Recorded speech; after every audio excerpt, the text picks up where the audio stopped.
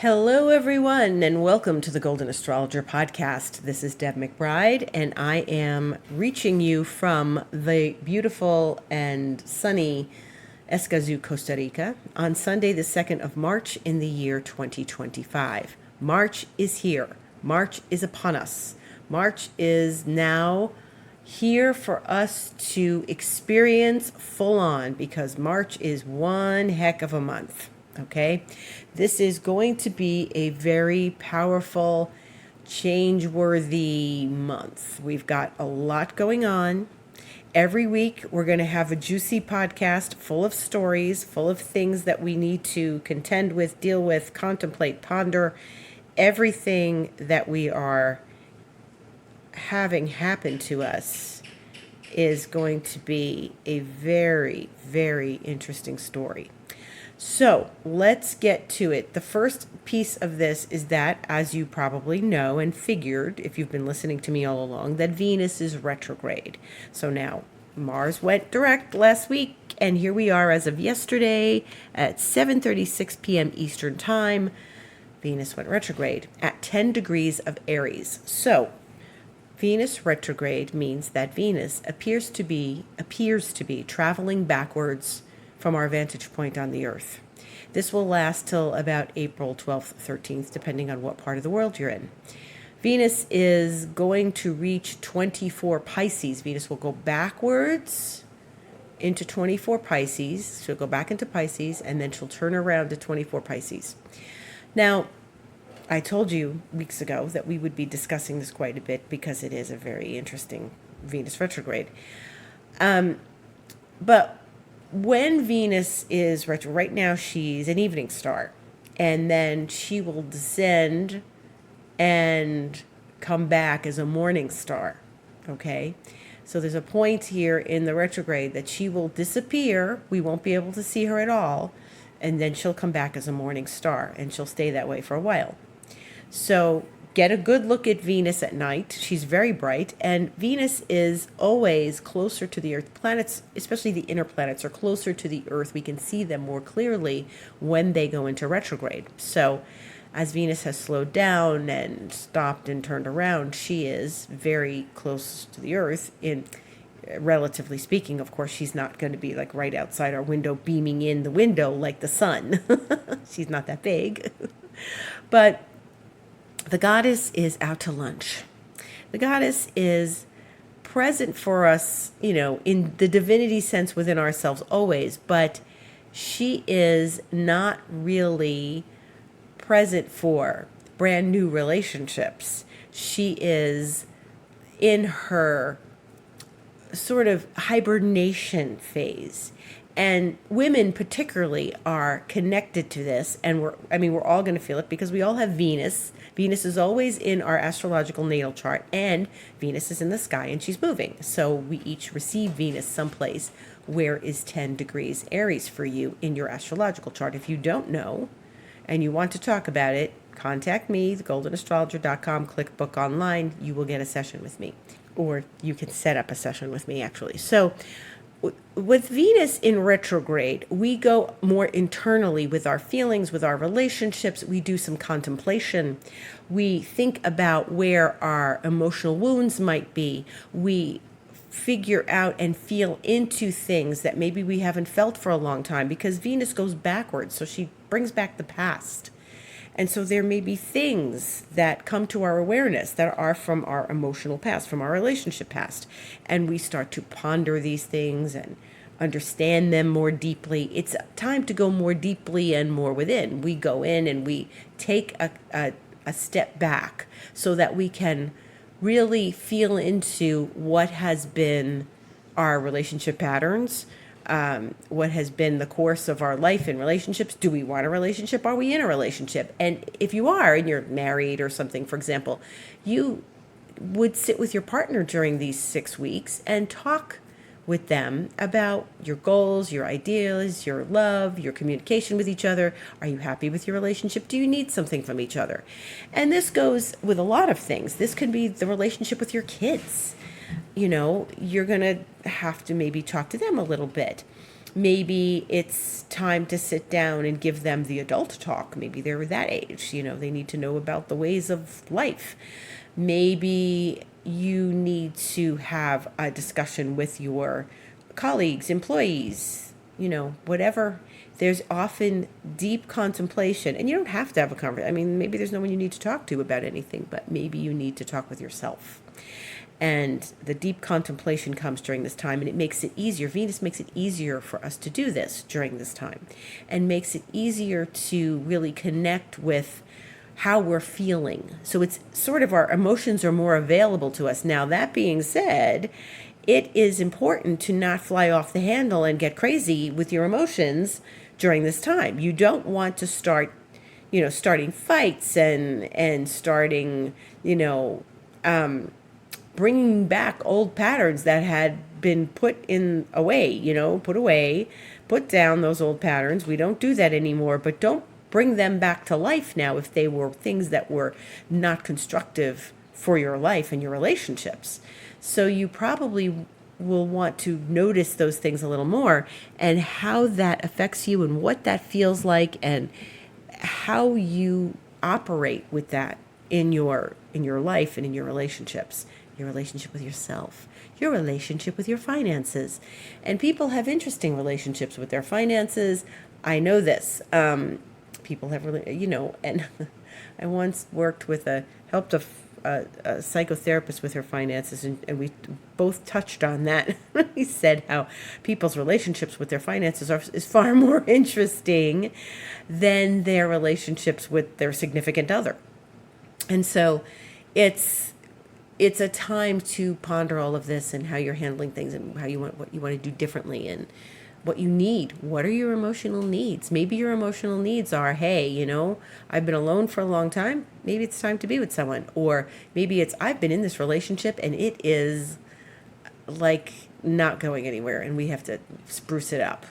Or, maybe you're getting out of something. So it depends. It depends on where you are in your life, where Venus falls for you at 10 degrees of Aries, and how this makes you feel. Venus is not her happiest in Aries. She likes being in Libra, the opposite sign. I've said this before. She rules Libra. She rules Taurus. Aries and Scorpio are not her favorite places to be. Therefore, it may make it a little more complicated to get your point across, to get your emotions sorted out. Maybe it takes extra effort. But Venus will go back into Pisces, and she will do this dance. And as I've told you, and I told you, Venus is going to dance with Saturn for most of April. So I talked about that a lot in these last weeks. Now I want to touch on some other things. We'll go back to Venus, Saturn as we get closer. But Venus has gone retrograde at 10 degrees of Aries. This happened right after the new moon. The new moon opened the eclipse period. Venus is going to be retrograde throughout the entire eclipse period. The first eclipse is the 14th of March, and it is a lunar eclipse. It's a total lunar eclipse at 23 degrees of Virgo, 57 minutes, almost 24 degrees Virgo. The sun will be at 24 degrees of Pisces. The second eclipse is a solar eclipse, and it is a partial eclipse, and it will occur on Saturday, the 29th of March, and it will be at 6:58 a.m. at 9 degrees of Aries. Now, why do I bring this up? Because we have to know, but also because Venus is going to go direct at 24 degrees of Pisces. The first eclipse has the sun at about 24 degrees Pisces. The second eclipse occurs at 9 degrees Aries. Venus went retrograde at 10 degrees Aries. Venus is deeply involved with this eclipse period. She is involved. She is not separate from this. None of it is separate. It all goes hand in hand, the whole zodiac, the whole planetary alignment right now. But Venus is retrograde through the period of the eclipses, and she touches both eclipses with her stations. Her station direct, her station retrograde. Both of those times touch the eclipses. This is powerful. This means that she is her theme, what she's telling us, what we're learning about ourselves is going to be very involved in the eclipses, which means that the eclipses are going to be rather emotional. They're always emotional because they bring emotions to the table. That's what eclipses do. But this particular one is going to have its tentacles, shall we say, in the Venus retrograde. This particular eclipse period is deeply connected to Venus. So I feel that this is going to be some churning emotional time. When Venus goes direct, she's going to go direct and trigger the sun part, or really like the whole eclipse, the whole enchilada of the sun and moon opposite each other. She's wrapped up in that first eclipse. Now, that doesn't mean, like you're saying, Deb, wait, she goes retrograde like a month later. Yes, she does, but she's triggering what is now a famous point. The eclipse point is hot and heated, okay? It's hot and heated. This is what eclipses are. That's what they do. They're hot. And so Venus is touching. She's already giving us information. Whatever's going on in these last couple days, she's already giving us information about the second eclipse. We're in it. We are in it. It's not like she did this 6 months ago at these points, although we would still reflect back to them. She wouldn't be 6 months ago at those points anyway. But the fact that this is all happening at the same time, she's deeply involved with the eclipses. So pay attention. What were these last days like for you? What happened for you in these last couple of days? What's happening now? What are you feeling? Is it freedom? Is it worry? Is it emotional turmoil? Is it financial turmoil? Is it relationship turmoil? Is it parent-children turmoil? Is it, you and your parents as opposed to your kids? But this is something that we need to pay attention to because it is deeply connected astrologically, okay? So then our friend Mercury, we love Mercury. Mercury is going to go retrograde on Friday the 14th, the day of the eclipse. So this is, it's going to be depending on where you are. Of course, if you are in Europe and, further east, you're going to get Mercury retrograde on Saturday the 15th. And if you're actually in the Eastern time zone in the US, you are going to get it on the 15th at 2:46 a.m. Mercury is going to stay in Aries as it's going into Aries tomorrow. And it is going to then retrograde into Pisces backwards, just like Venus. Now, Mercury goes into Aries tomorrow at 4:04 a.m. Eastern time. But when it retrogrades 2 weeks from now, on the 14th, 15th of March, it's going retrograde at 9 degrees of Aries, which is the second eclipse degree, and a degree away from where Venus went retrograde at 10 degrees of Aries. This is all a story. It's all a story. Mercury will go direct at 26 Pisces, which is a little bit off from the Venus and the first eclipse, but it's still close enough. So essentially, Mercury and Venus are following the same retrograde path. They're doing it not entirely aligned, like not on the same day and turning direct because they have different cycles, but they're essentially following the same retrograde path. So what the universe is saying is, hey, if you didn't get this message, I'm giving it to you again. If you didn't understand this, let's review.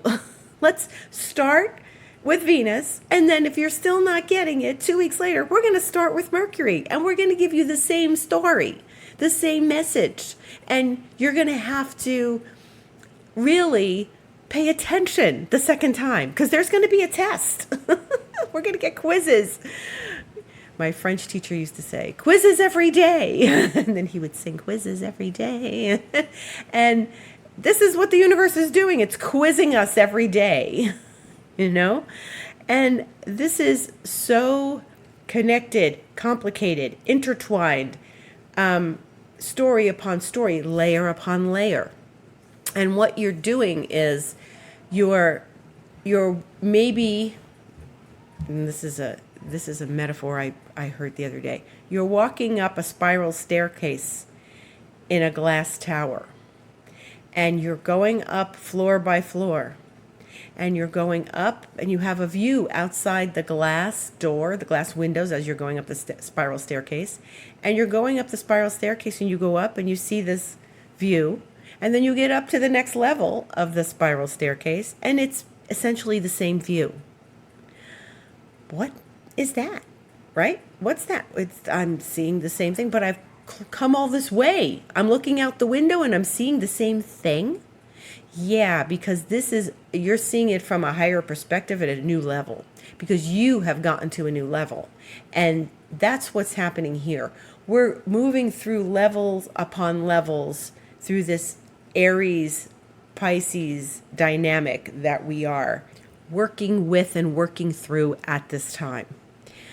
It would help you a whole lot to know where that section of your chart is, okay? And if you have planets there, maybe you are an Aries, maybe you are a Pisces, maybe you've got the moon in Pisces or Aries. But if you've got planets there, they're going to get triggered, usually, in the earlier degrees of this, and the later degrees of Pisces, the earlier degrees of Aries. Aries is ruled by Mars. Now that all of this is happening, it's probably a good thing that Mars is direct, even though Mars is going to go over that path again where it went last year, late last year, like November and all. So we're helped by the fact that the ruler of Aries is now direct. Aries is the warrior sign. Aries is the let me go out with my courage and raise my sword in the air and fight the battle. Pisces is all about peace. So this is all war and peace kind of thing. War, peace, war, peace. And so Pisces wants reflection. Pisces wants healing. Pisces wants peace. Pisces wants altruism. Pisces wants a certain amount of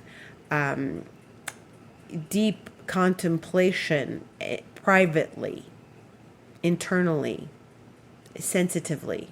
Aries is not the sensitive type as Pisces is. It's like being asleep and then being awake.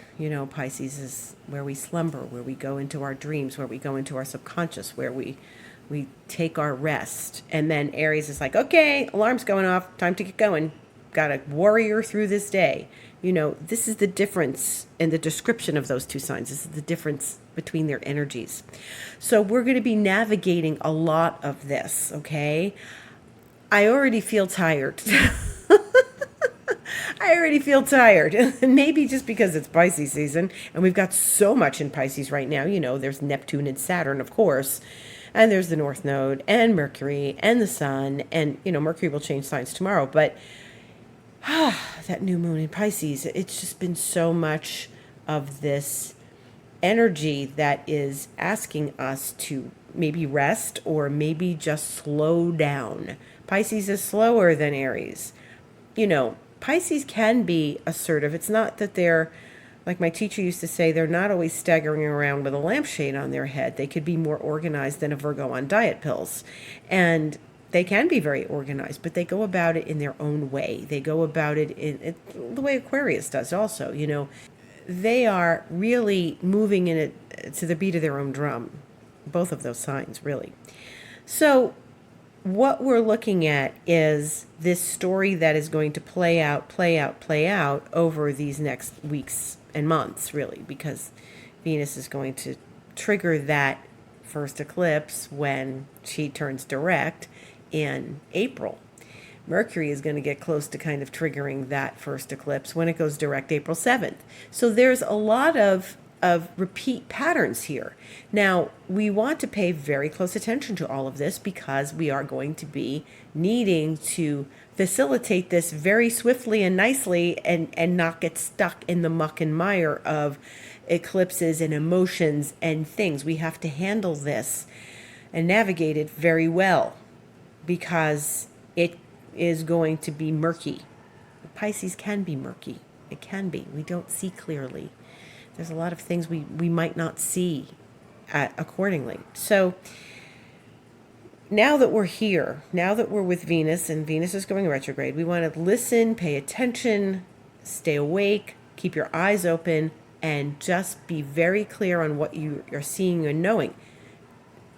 Aries is clear where Pisces isn't. Aries is direct where Pisces is more behind the scenes and coming through the back door. Like I said, they're very different signs. And you want to be as clear as possible when we are navigating all of this, okay? I can't stress that enough. It's important to pay attention because there's going to be, Pisces is deals behind closed doors. We're not finding out what that is all about. Aries is the deal is on the table in front of you, okay? So as all of this happens, you want to be very cautious and careful who you're dealing with, who you're talking to, what you're saying to them. I mean, obviously there's people in your life you trust very much. You don't want to tell things to people who might betray your trust. You don't want people going behind your back and saying things to other people. You don't want underhanded, insidious things happening during this whole Pisces Aries thing. Otherwise, it's like confrontation. You don't want confrontations and insidious behavior. Be as clear as possible. Be as focused as possible. And when in doubt, keep quiet. That's one thing Pisces does well. They can go behind the scenes and stay quiet and do their thing, Aries, not so much. Aries is often boisterous or upfront or in your face or something very direct. So in order to have good relationships, spread good cheer with everyone, say good things. If you can't say something good, don't say anything at all, and just navigate this time with great clarity.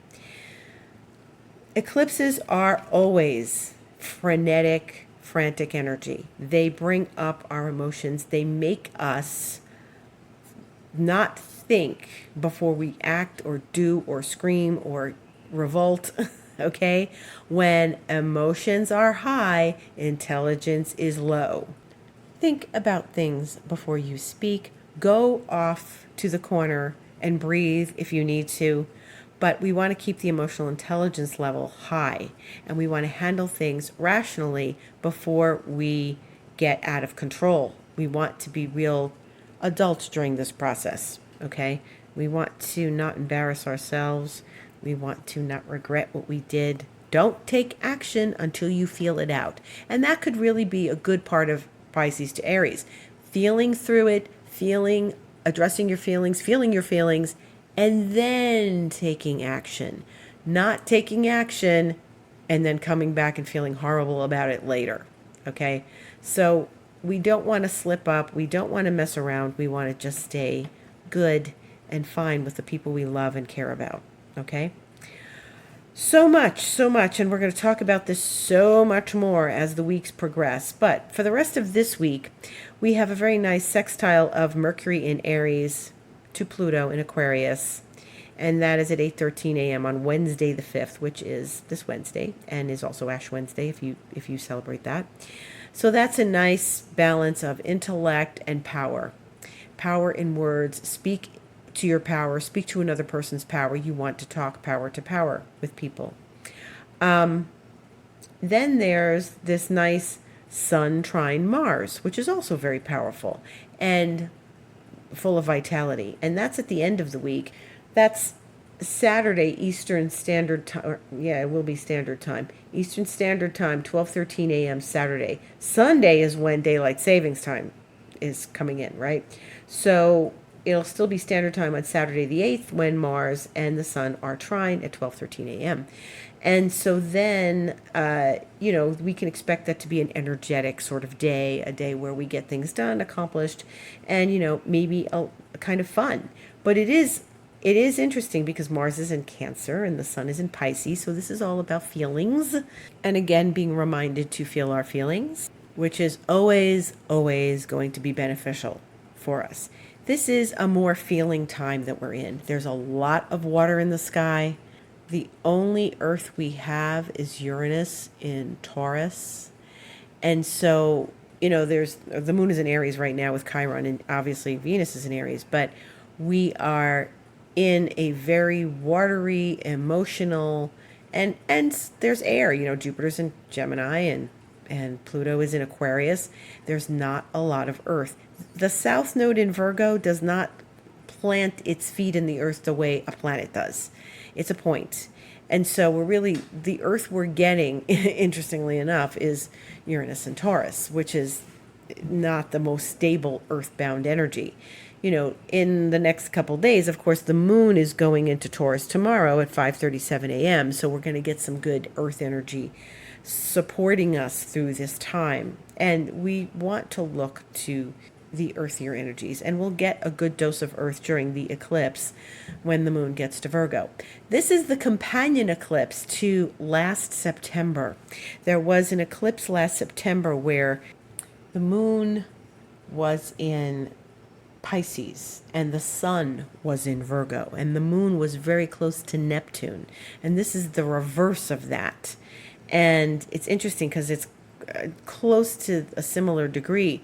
But the moon was with Neptune. Now the sun will be close to Neptune in this first eclipse, and the moon will be in Virgo. So we're getting sort of the opposite. And I remember that was the one that was really peaceful. That was the one where I said, wow, the energy was just incredibly lovely and peaceful. For me, I know other people, it was a little more rock and roll for them. But for me, it was very lovely, sweet, and just a beautiful, peaceful energy, which I really appreciated in an eclipse. I really have to thank the universe for that one because it was really very lovely and peaceful. Very unusual for an eclipse.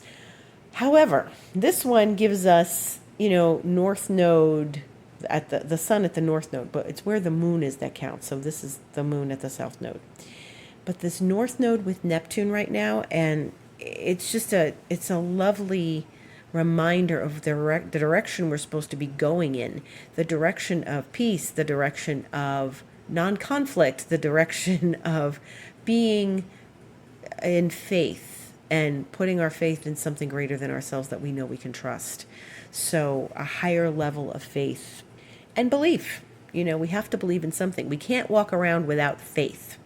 And that's what this North Node and Neptune are teaching us right now. So they're going to be together for a while, and we're really going to be in the throes of this when we get into the end of Pisces and the sun is there and Venus is there and everything is really juicy at the end of the sign. This is when we have to have the deepest faith in our life right now.